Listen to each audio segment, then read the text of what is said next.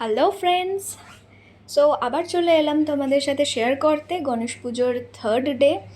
But Ganesh পুজো শেষ হয়ে গেছে জানি, কিন্তু এই সব মেমোরিজগুলো যদি একটু তোমাদের সাথে না শেয়ার করি তাহলে কিছু একটা মনে হয় অধুরা রয়ে গেছে।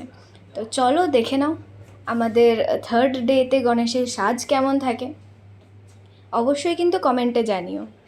আমার তো দুর্ধর্ষ লেগেছে third day, and last data আরও ভালো। লাস্ট ডের সাজটা এতটাই সুন্দর ছিল, তোমাদেরকে সেটাও শেয়ার করব। আজকের দিনটা তোমরা এনজয় করো।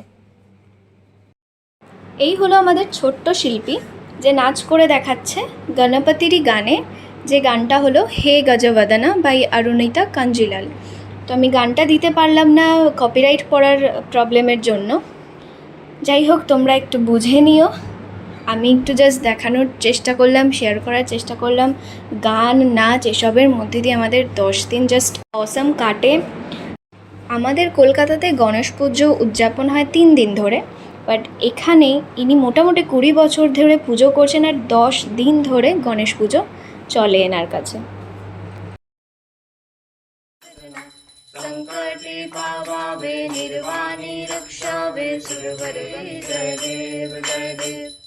আর এই ছিল আমাদের তৃতীয় দিনের ভোগ প্রসাদ, দইবড়া, কেক, মোদক, অনেক কিছু।